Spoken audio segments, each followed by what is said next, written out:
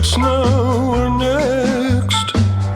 Carrier reduzida, sete sustentável. Me responde, querida. Thank you. Tomorrow, so come hora extra. It's now or next. Nesse prazo é treta. Quando te conheci, eu aceitava de tudo. Yes, I did. Filmava mais que dormia. E então veio a pandemia. It's now next. Não dá pra aceitar. A verba tá de lascar. Vamos burn out our. Thank you. It's now or next. Saúde mental não pode ficar pra outro carnaval. Thank you very much. Anybody got a burger? O que vai acontecer depois, a gente pensa agora. Debates, reflexões e premiações, tudo now no Next. That's a burnout. Olá, pessoal. Vamos lá, dando continuidade ao nosso próximo painel. Juliano, horário meio ingrato, né, Juliano? Horário do almoço, mas você demorou para confirmar, viu? Desculpa, gente, mas esse horário é meio difícil, mas a gente conseguiu encaixar aqui nessa programação, porque é uma honra recebê-lo aqui nesse palco. Vamos para o próximo painel, NFT, como auxiliar, né, o reflorestamento e como as produtoras audiovisuais podem colaborar. Então, eu chamo aqui o Juliano Salgado, vice-presidente do Conselho de Diretores do Instituto Terra.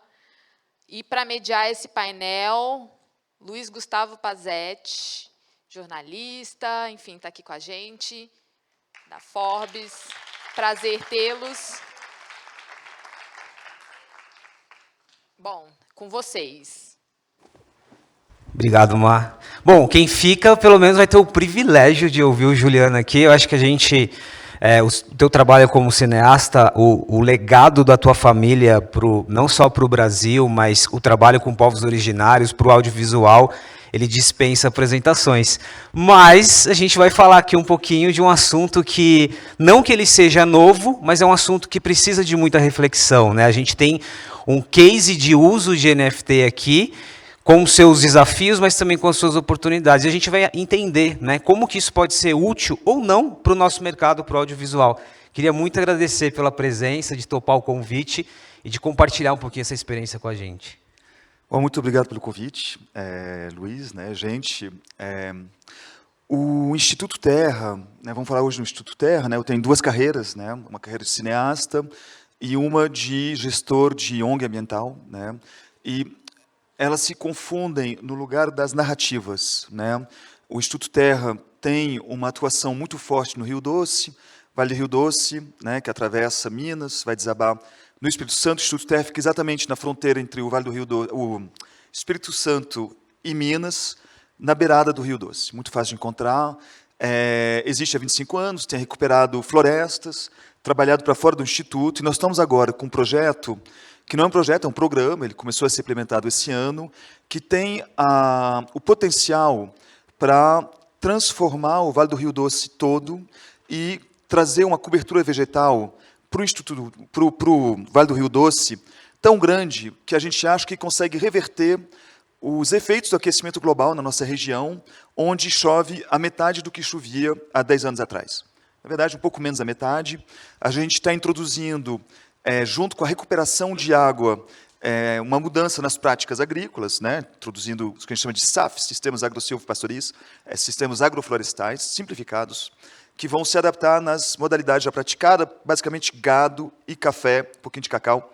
Então, a gente vai demonstrar que plantando árvores em cima do gado, a gente aumenta a produtividade, faz um serviço para a comunidade, e, no longo prazo, consegue reverter os efeitos do aquecimento global na nossa região. Muito difícil, né, de explicar essa ideia, eu não vou entrar em mais detalhes para a gente ter tempo de falar sobre NFT, mas é um projeto de um poder muito grande. A grande chave que nós encontramos no Instituto Terra é a nossa capacidade de recuperar água, nascentes, num lugar de grande seca, de desertificação. A gente fala de saelização, ele está se transformando no deserto do Saara, no Sahel, que é o sul do Saara, que é um lugar de savana, e é a nossa realidade lá. A gente passou de uma realidade de uma região tropical a uma região de desertificação, e nós temos aqui uma grande problemática, que para conseguir financiar um projeto tão gigante, numa escala tão grande, única no Brasil, talvez no mundo, a gente não pode contar com poderes públicos brasileiros, por razões do contexto ainda atual, históricas também. A gente conta com dinheiro alemão, do BNDES alemão, que está investindo para a gente poder recuperar essas nascentes, mas para transformar a recuperação de nascente em uma transformação radical do modo de produção, a gente precisa de encontrar outros fundos, e aí o NFT talvez tenha um papel para fazer. Estratégia do Instituto muito clara, uma premissa aqui, né, o desafio da arrecadação e de como encontrar meios para isso. E agora a gente vai falar de NFT. Vou fazer uma pesquisa, Juliano, rápido, que eu sempre faço, porque esse assunto ele é muito ainda instável em relação, né? Tem pessoas que estão envolvidas com o assunto, pessoas que não. Quem aqui tem um NFT, já comprou NFT ou até ganhou NFT? Levanta a mão bem alto. 1, 2, 3, 4, 4,2% da nossa plateia. Quem aqui está muito, esse assunto está muito distante do dia a dia, pode ser bem sincero, assim, ainda não compreendeu o papel da tecnologia, a função. Muito obrigado. Tem uma discussão sobre NFT aqui que ela passa pela euforia, que eu chamo do hype, né? Então, muitas marcas, empresas e de todos os segmentos possíveis, o que eu faço com isso, né? Como que eu entro nesse negócio? E aí você acaba tendo casos que são muito bem sucedidos, mas casos em que não dão em nada, né? Porque você entra porque está todo mundo entrando, sem uma estratégia definida. De uma forma muito rápida e simples, o que é o NFT? O NFT ele não é uma imagem apenas, um JPEG, um arquivo que não tem um significado. Ele é um contrato, um smart contract, um contrato inteligente, ele é uma propriedade no mundo virtual. Ele pode ser usado para investimento, ele pode ser usado para a própria posse dessa propriedade, mas ele é a certificação de que você tem algo no mundo virtual. Esse é o primeiro aspecto. E tem algumas camadas relacionadas ao NFT. O primeiro, o NFT precisa de narrativa. Ele precisa ter uma história, seja da imagem, seja da história, seja do momento que ele está trazendo. Então, narrativa é um aspecto muito importante e conecta muito com o nosso mercado. Segundo, o NFT precisa ter um propósito, uma causa, um tipo de valor que agrega para a pessoa. Não é só sobre a posse ou o investimento. É uma causa que eu estou ajudando, é uma relação que eu tenho com um time de futebol ou com uma história. Então, essas são duas camadas associadas ao lado técnico para a gente compreender um pouquinho. E aí, Juliano, passando para você, em que momento que o NFT começa a ser considerado dentro dessa premissa? Precisamos de ter uma nova fonte de arrecadação, em que momento que ele surge para vocês? Bom, o NFT, você definiu super bem. Eu tenho uma forma de definir, talvez ainda mais simples do que essa que você acabou de trazer. O NFT é uma mídia, né? É uma mídia que chega ao público, não através de uma distribuição de massa, como é o caso de TV, né? O cinema, ou até esses canais, né, que a gente conhece, YouTube, Instagram, TikTok. Ele chega de forma individual para pessoas que não vão receber esse conteúdo porque elas estão conectadas nessa mídia, elas vão receber esse conteúdo, elas escolheram de receber esse conteúdo. Então, basicamente, é uma mídia personalizada que as pessoas decidem, para a qual elas decidem ter acesso. Aqui eu tenho que fazer um parênteses rápido. Eu cresci na França, meus pais eram exilados, então faço bastante erro de português. Em alguns momentos então eu queria só falar para vocês que tenho uma super boa desculpa, que eu moro no Brasil faz só 5 anos. Agora a gente só vai perceber porque você falou. Tá, beleza. Então pronto. Estava tá aberto. imperceptível. E então o NFT o que é? É uma mídia individual de pessoas que fazem um passo em direção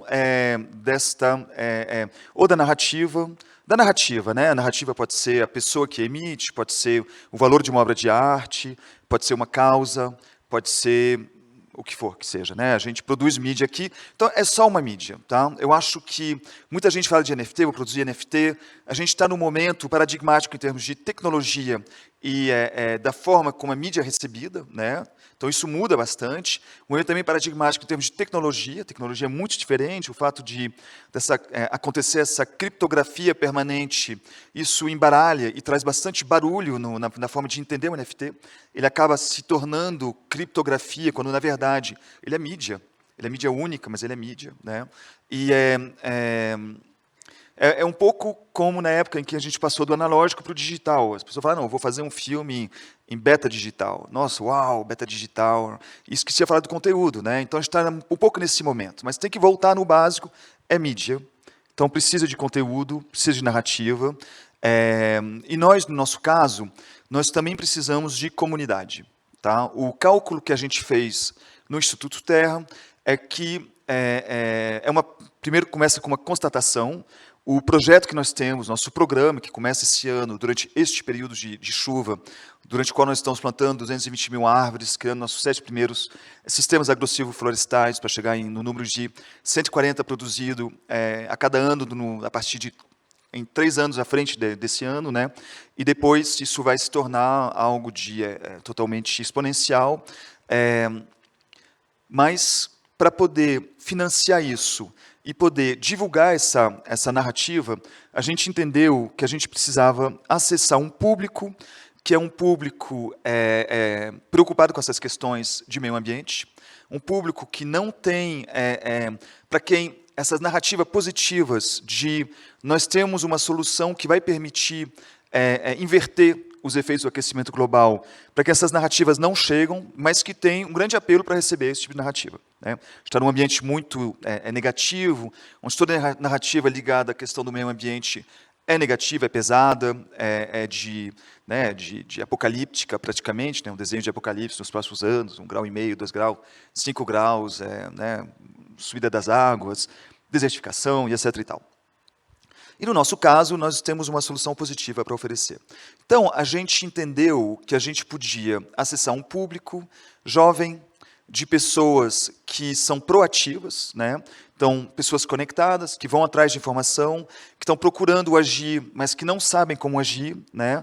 E que procuram, de forma natural, ter um espaço para delegação de ação. O que é delegação de ação? Tipicamente, movimento, partido político, representante da sociedade civil que incorpora algum tipo de ação que vai transformar em nome de todos. E a gente acha que nosso projeto, nosso programa, ele pode se encaixar nesse lugar. Tá? Então, como chegar num público que não é necessariamente brasileiro, ele é um público internacional, ele é jovem, ele é proativo, ele procura agir, portanto, no ambiente dele ele não consegue agir, então ele procura delegar a responsabilidade dele. A gente achou que o NFT é um jeito muito certo de chegar nessa população. Né?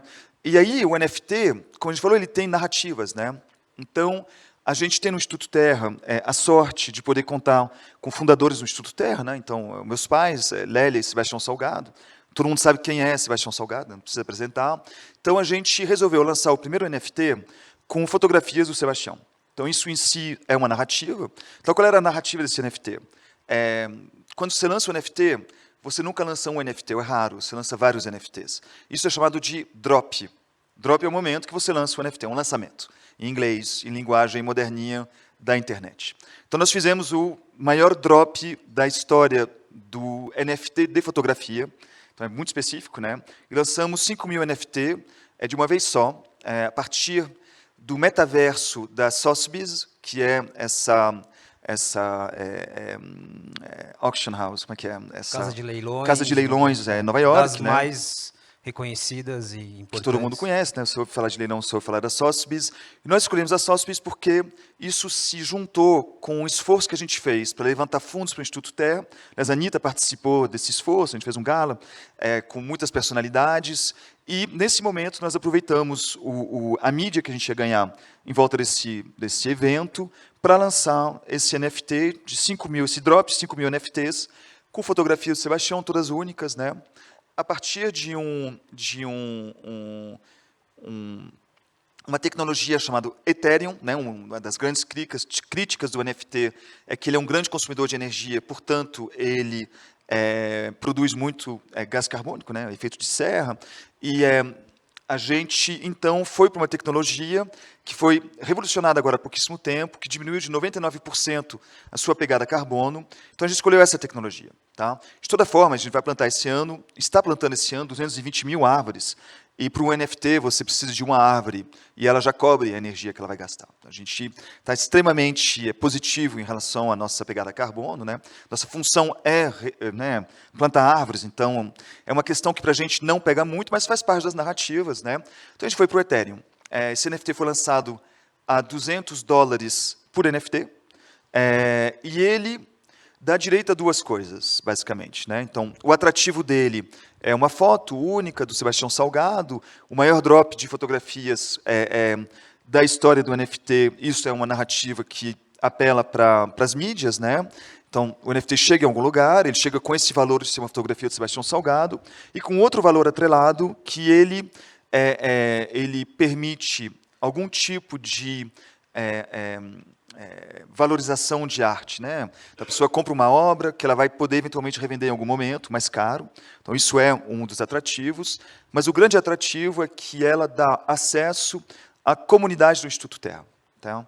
E aí, a gente abriu no Discord, para quem não tem filho de 25 anos ou não joga mais jogos de vídeo há mais de 10 anos, o Discord é uma rede como é o MSN, é uma rede tipo Facebook, digamos, né, que cumpre a mesma função, só que ela é muito em voga com uma galera que tem de 35 anos para baixo, que chegou nas mídias sociais através do jogo de vídeo. Né? Deixa eu abrir um parênteses aqui, é muito interessante, pessoal, quando a gente fala de NFT, o Juliano, ou qualquer pessoa que vai explicar NFT, vai tirando várias coisas da caixinha, né? Então, Ethereum, Discord, e faz parte dessa discussão, mas eu gostei muito quando você traz para o lado da simplicidade, porque, às vezes, até o fato de não sermos técnicos, a gente acaba deixando muito longe a discussão. Nossa, isso aí é papo de geek, isso aí é uma coisa muito técnica, mas a gente tem... Então, olhar como mídia já é uma premissa, né? Não se assustem com o termo ou com a tecnologia. E aí você faz uma descrição muito completa do que a gente estava falando no início, né? O exemplo que você deu de narrativa, mas está muito claro aqui, primeiro, tem uma estratégia muito clara, né? Para que serve esse NFT, o que está agregado a esse NFT e, principalmente, que você adicionou, comunidade, né? Para que público eu estou direcionando esse NFT. E antes só de eu te fazer uma pergunta sobre o lado técnico, de fato, qual foi o desafio, né? Você precisou reunir pessoas especializadas ali ou não? Tem um outro aspecto aqui, pessoal. Aqui a gente está falando de um direcionamento ambiental, para uma causa. Mas essa discussão aqui, ela cabe para tudo, né? Tem muitas marcas que estão usando times de futebol para se relacionar com a comunidade, marcas que estão utilizando, também olhando para o lado social, mas também olhando para o lado de conexão e engajamento, para entregar algo para suas comunidades. Então, comunidade aqui também é um termo muito importante. E aí, voltando, Ethereum, Discord, todos esses elementos, qual que foi o desafio técnico? O aprendizado técnico é difícil, é caro, não é? Como que foi? Olha, o aprendizado técnico, para a gente, a dificuldade em criar 5 mil obras únicas. Tá? Então, isso é uma criação de mídia que é o contrário do que a gente está acostumado. A gente está acostumado a criar uma mídia muito boa, que vai ser declinada em várias versões, de 2 segundos a 1 minuto e meio, né, no mundo da publicidade, de 12 minutos a 1h30 no mundo da narração, TV, cinema, né? Às vezes 5 minutos, raro. Então, a gente aí está falando de, na verdade, 5 mil obras. Então, isso é um problema, né, uma questão importante, que foi resolvida no estúdio do Sebastião e da Lélia, lá em Paris. Então, eles tiveram que encontrar 5 mil fotografias que nunca tinham sido publicadas em outros lugares para poder criar 5 mil obras únicas. Então, isso foi um grande desafio. Na verdade, não são 5 mil, são 5.001. E tem uma outra que foi trabalhada muito mais, que é um vídeo, é uma obra onde tem um vídeo, que é uma obra é um composito que o Sebastião fabricou, e é o primeiro do gênero. Tá? Então, tinha 2 novidades. Então, isso foi a primeira questão. Desafio de curadoria aqui, muito importante, né? De curadoria já é um ponto bem importante. E também se adaptar, né? Essa inversão. Não é uma foto que vai ser vista por todos, são muitas fotos que vão ser vistas, cada foto vai ser vista por uma pessoa. Então, isso muda fundamentalmente a maneira de encarar o desafio, tanto de orçamento, de trabalho, de investimento por objeto, você não tem como passar o mesmo tempo, quando você vai produzir 5.000 elementos, do que você passaria quando você vai fazer uma exposição, um livro, onde vai ter 200 ou 300. Né? Você vai passar 15 anos para fazer uma exposição, assim que o Sebastião e a Lélia trabalham, de repente você passa um mês, é uma exposição com 300 imagens, e de repente faz um mês para produzir 5.000 imagens. Então isso é um desafio, é o primeiro desafio. Cada elemento é único. Né? O segundo desafio, a questão da criptografia, a questão Isso não é um desafio, porque é como quando você quer editar um filme, você consegue alugar uma sala de edição, você consegue ir numa finalizadora, você consegue encontrar, tem vários players do mercado que propõem essa conversão e essa criptografia, tá? E aí você vai escolher em função dos seus valores. Nossos valores eram uma pegada de carbono a mínima possível e uma capacidade de distribuir a maior possível, com uma questão que a gente tinha que resolver, que era a concomitância de lançamento entre esse momento em Nova York, essa gala que estava organizada já com a Sotheby's, com uma venda de obras físicas, e esse outro lançamento do NFT, nós resolvemos, por razão estratégica, lançar com a Sotheby's, que não necessariamente, não estou afirmando que não era, tá? Porque compliance, né? Não necessariamente era o melhor parceiro, mas era naquele momento o parceiro mais indicado. Tá? E o preço, o custo é largamente embutido no preço de venda. Eu não me lembro mais do custo exatamente, mas é uma fração, são $200 por fotografia e deve custar uma fração menor do que... Eles são parceiros nossos e eles estão ganhando algo em volta de 3%, tá, do preço, e a Sotheby's está ganhando algo em volta de 30%. Então, a gente, da mesma forma que você faz quando tem um distribuidor de cinema, você está distribuindo o percentual da obra para o distribuidor. E aí, no caso, o NFT funciona no modelo que é o seguinte, você distribui uma primeira vez, aí você tem que dividir os custos com quem se associou com você. Normalmente, quando tem um atrativo que vai se vender, as pessoas aceitam o percentual, foi o nosso caso. Aí tem o segundo momento, que é o momento da especulação, é quando é uma obra de arte ou é um passe para um clube, tem um número fechado de NFT, vai ser revendido por um preço maior. Aí o primeiro comprador está especulando, né? Uma das coisas do NFT, ele é único, então ele permite especulação.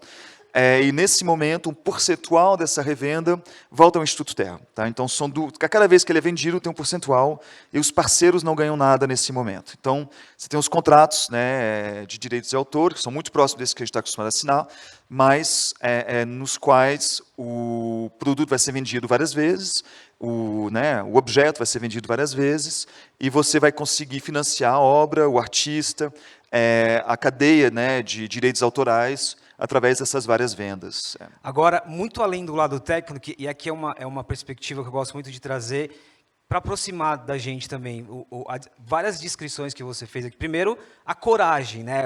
Só na tua narrativa, é simples, mas também é complicado, porque você tem que inverter muitas lógicas. Primeiro, a sua forma de trabalhar, né? Ou a forma de trabalhar de um fotógrafo, de um cineasta, ou de qualquer outro profissional. Muda a forma de eu fazer curadoria, né? Muda a forma de eu entender a quantidade de peças únicas que eu vou distribuir. Então, já tem uma alteração na dinâmica do teu trabalho. Uma outra coisa importante, direitos autorais, negociação. Você passa a ter um lado burocrático, jurídico, que te envolve, né? Como que eu vou negociar isso? Então, existe uma complexidade aqui, mas eu estou trazendo esse ponto pelo seguinte, isso nos envolve de qualquer maneira. E eu gosto de dizer que, quando a gente fala de NFT, todas essas tecnologias, é muito polarizado, né? Ou as pessoas acreditam que vai pegar, não vai pegar, vai funcionar, ou as pessoas estão muito engajadas. A gente precisa ficar no meio termo dessa discussão, né? Tá muito claro aqui que tinha uma estratégia ali, muito bem definida. E ficar no meio termo é entender, né? Toda essa conversa que eu estou ouvindo aqui, que parece muito técnica às vezes,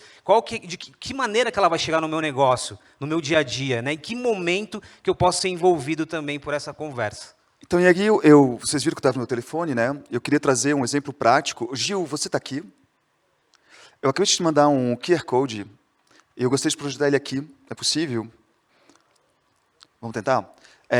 Então, de forma muito prática, a gente vai poder ter aqui, nessa tela, um QR Code que vai dar acesso a essa página, ao metaverso da Sotheby's, onde se encontra esse NFT. tá? Então, vocês vão poder entrar lá, ver como esse NFT está sendo vendido, né, distribuído, por quem. Ele dá direito a uma participação aos projetos do Instituto Terra. Então, as pessoas que vão entrar dentro desse NFT vão, na verdade, estão comprando é como se você entrasse no clube, é um token que dá direito a entrar no clube, o clube das pessoas que desejam se envolver numa recuperação ambiental que tem um potencial de transformar a agricultura no Brasil. Tá? Juliane, só enquanto a Gi vê tecnicamente, me diz agora sobre o resultado. O resultado até agora, não só o resultado do ponto de vista de arrecadação, mas de conexão com o público, assim, qual foi o retorno, e também os pontos, eu não digo pontos negativos, mas os desafios, né? Talvez elementos que vocês encontraram nesse projeto relacionado à tecnologia, que você ainda acha que precisam ser aprimorados, ou que não fizeram muito sentido, mas olhando para os resultados, o que tem aí de desafio e de oportunidade? Olha, a tecnologia é bem simples e é bem manjada, na verdade. Então, assim, não tem grandes desafios. A gente tem, claro, que entender o processo, né, de criação do NFT, mas do momento que você lança o NFT e que você consegue linkar o teu público à tua comunidade, que no caso está nessa mídia social chamada Discord, a dificuldade não é técnica, ela é de conseguir suprir as expectativas de um público muito amplo e muito diverso. Tá? Então, a gente está falando de um público totalmente internacional. Ele começa nos Estados Unidos, mas, na verdade, é um público que está assim,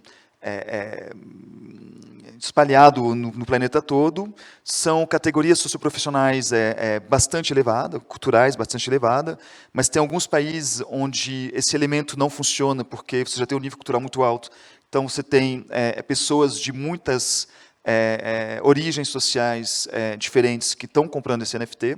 Então, a grande questão aqui é que você passa de uma obra única para uma pessoa que é tocada pela narrativa, ou simplesmente está pensando em especular sobre essa obra, e ela vai comprar essa obra, a uma segunda problemática, que é um público que, por ele ser totalmente pulverizado no planeta todo, é extremamente variado, diverso, né? A grande vantagem do NFT, você toca esse público, mas tem que conseguir continuar tendo uma narrativa construída, eficiente, no sentido que ela vai suprir as expectativas desse público, para ele continuar se engajando numa iniciativa que a gente acha capital, importantíssima.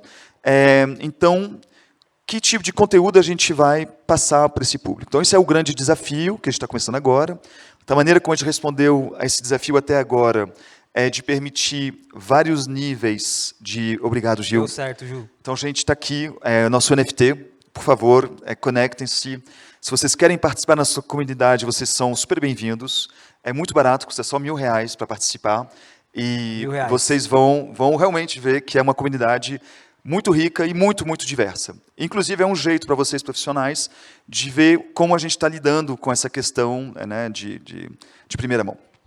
E aí a ideia é que a gente sabe que não é muito caro. Tá? €200, perdão, $200, R$1.000, as pessoas vão comprar de 1 a mais. Então, de 1 aí eu esqueci exatamente como é, então eu vou ler aqui, eu não vou ler, mas eu vou pegar as informações. Isso aqui é importante, tá? Não é muito caro na perspectiva deste público especificamente, né? Sim. Aqui tem um aspecto muito interessante. Quando você define o preço, né, ou acesso ao NFT, de novo, volta muito ao perfil do público. Então, a gente tem NFTs que custam R$10 aqui no Brasil de clubes de futebol. Então, essa questão do preço também não quer dizer que todo NFT está nesse nível de preço. Não, isso está relacionado ao segmento e ao público. É verdade. E a gente está, por enquanto, numa dinâmica de sucesso para a gente. A gente lançou 5.000 NFT, o que é o maior drop de NFT da história dos NFTs de fotografia até hoje. Era um grande risco. Nós já vendemos 3.000. Nós estamos numa dinâmica de pessoas que continuam aderindo a esse projeto permanente. Então, é um grande sucesso para a gente. As últimas informações que eu tinha há um mês atrás é que a gente estava um pouquinho decepcionado, mas, na verdade, o que é interessante é que as pessoas não se jogaram para comprar tudo de uma vez só, mas a gente tem uma quantidade regular de pessoa que está comprando e esse nível, essa quantidade de pessoa tende a aumentar nas margens todo mês. Então, a gente está numa dinâmica muito positiva. Eu gosto da sua franqueza. Decepcionado pela arrecadação ou pela velocidade da A gente achou que NFTs? venderia, sei lá, 2 mil no primeiro dia.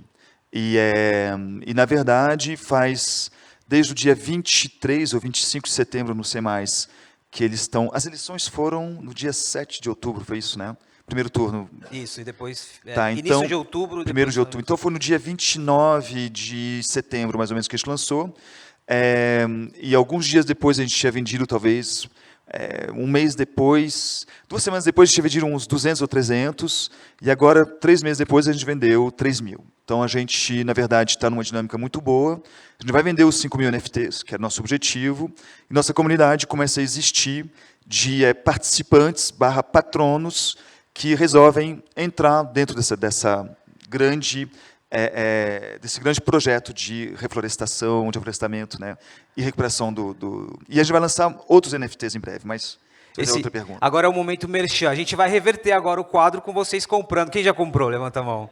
Obviamente que é brincadeira, mas eu tenho uma pergunta para a gente fechar.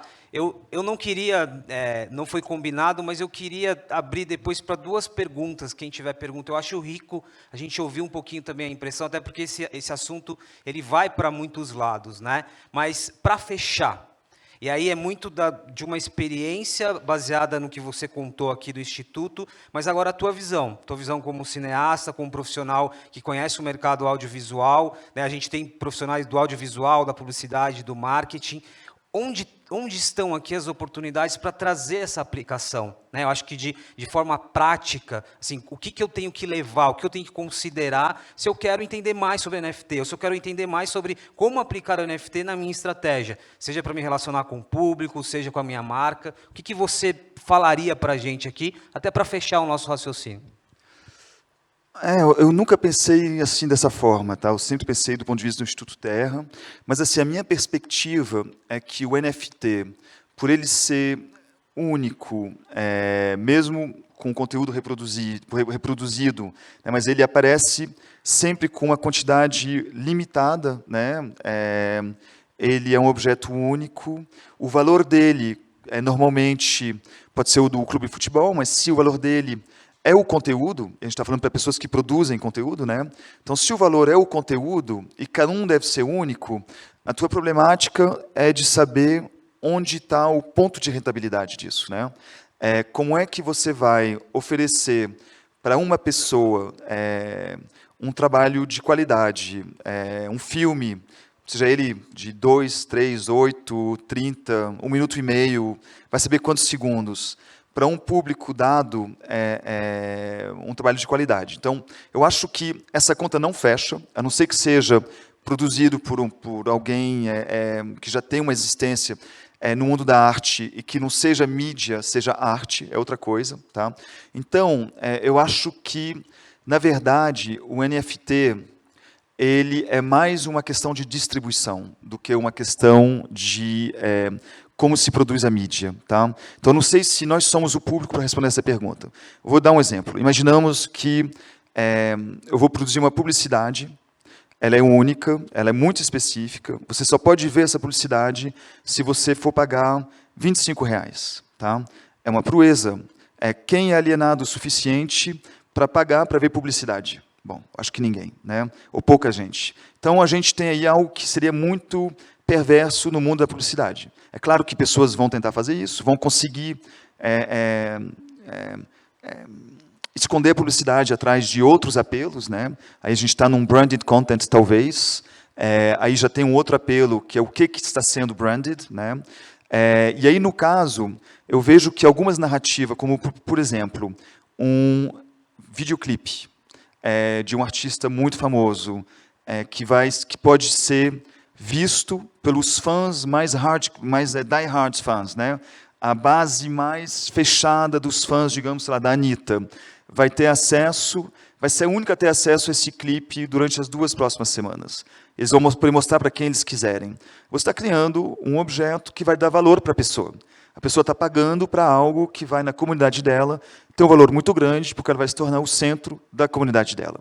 Então, eu acho que o pensamento do NFT não está necessariamente para gente que não é artista. Tá? Se tem artista na sala, se excluem disso, por favor, mas para as pessoas que não são artistas, eu acho que o pensamento do NFT é que valor específico eu estou dando para esse NFT que vai ou valorizar a pessoa que comprou esse NFT. No nosso caso, a gente acha que as pessoas vão ser valorizadas por participar de um projeto único, de grande porte, que está começando agora, mas no decorrer dos anos ele vai se tornar algo de muito sedimentado e de muito atraente, né?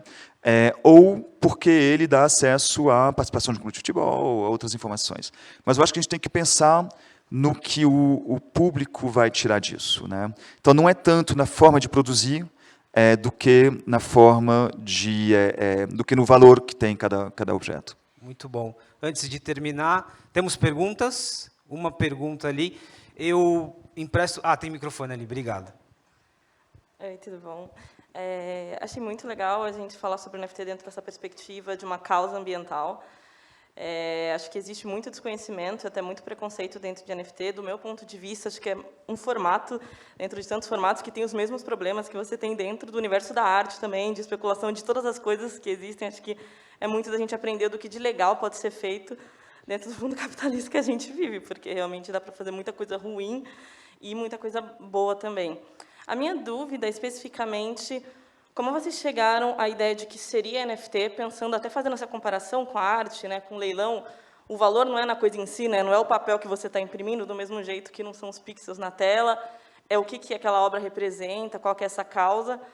E pensando um pouco, você teve uma capilaridade maior, muito mais pessoas compraram por um valor menor. Às vezes, essa mesma arrecadação poderia ter sido feita com leilão de obras físicas, da forma tradicional que a gente conhece, né, menos obras, mas por valores maiores, né? Como que você acha que ter escolhido arrecadar fundos para o Instituto Terra a partir de NFT e não da forma tradicional, digamos assim, de leilão de obras de arte para alguma causa, mudou um pouco esse processo? É a comunidade? Qual que foi a diferença, o estalo de não fazer isso da forma um pouco mais antiga e de, na verdade, ter mais pessoas por valores menores, dessa forma mais digitalizada? Olha, é uma excelente pergunta, né? Por que um NFT? Por que esse preço? Olha, nossa ideia inicial é de conseguir de criar as condições de ter uma comunidade de pessoas que estão preocupadas com a questão ambiental, que têm a capacidade de agir, que podem ser vetores de multiplicação do discurso. A gente está convencido que a gente tem uma narrativa única, extremamente forte, não só que não é de mitigação aos efeitos do aquecimento global, é de inversão das consequências do aquecimento global. Então, é muito poderoso, né? E com isso, então, a gente procura encontrar níveis de difusão dessa ideia, dessa narrativa, que é muito poderosa porque ela é verdade, ela é real, né?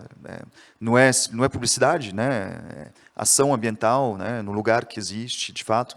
Então, a gente procura criar uma ligação com pessoas que estão prontas para se engajar para uma causa que pode ser um dos exemplos, não é o único, eu espero que não é o único, pelo menos, um dos exemplos de ação radical de combate aos efeitos do aquecimento global.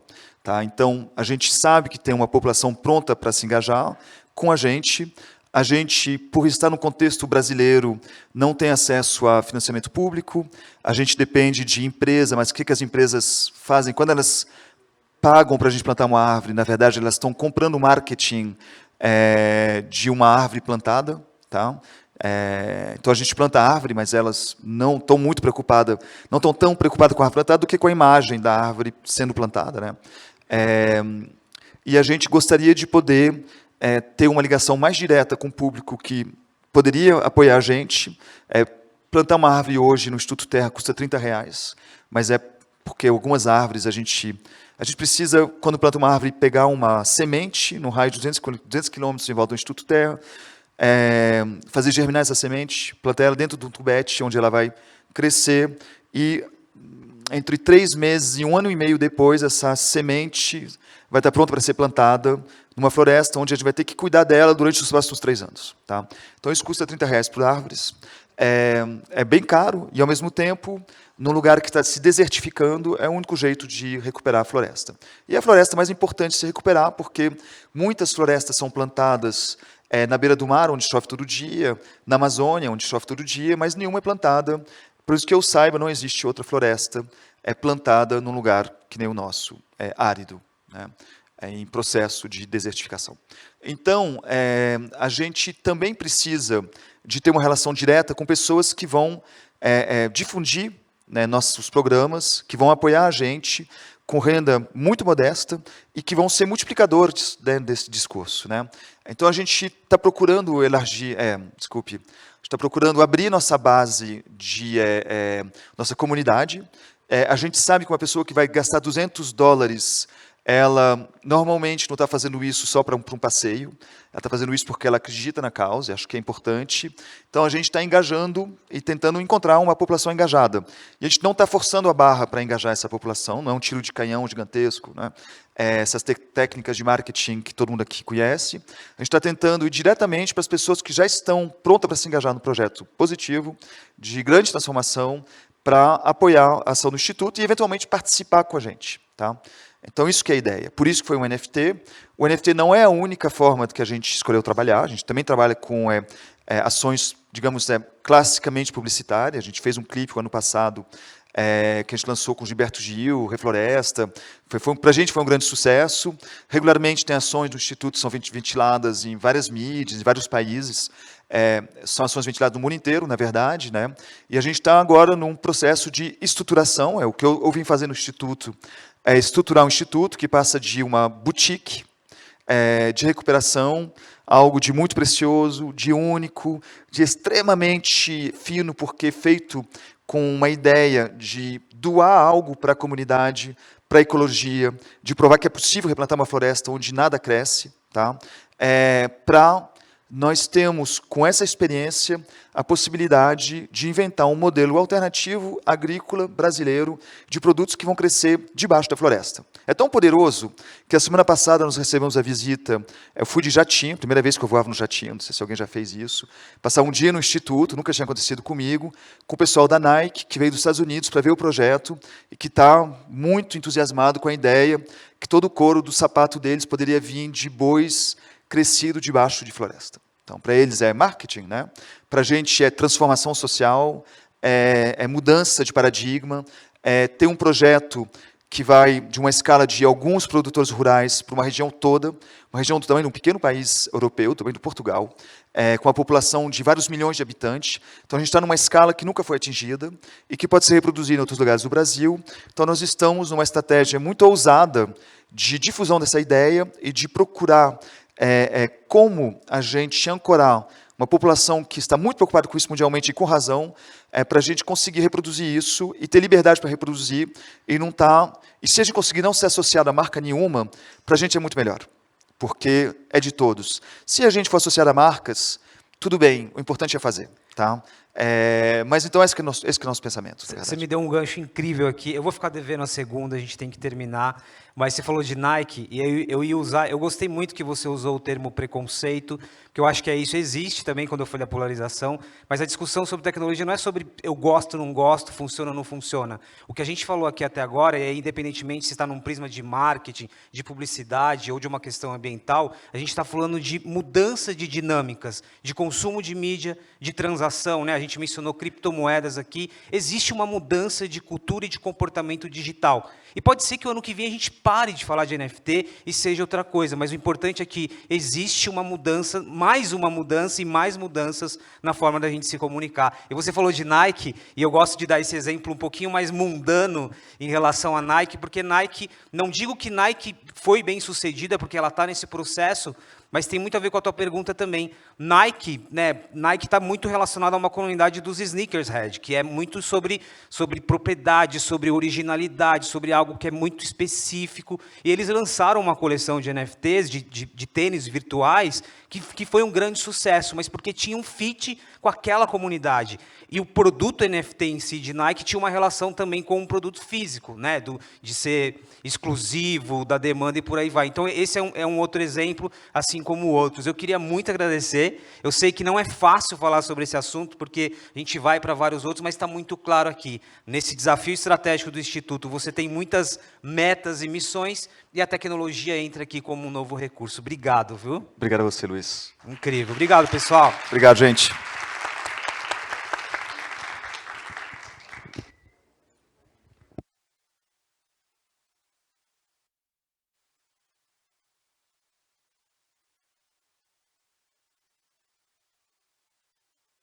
Pessoal, um recadinho rápido antes de almoçar.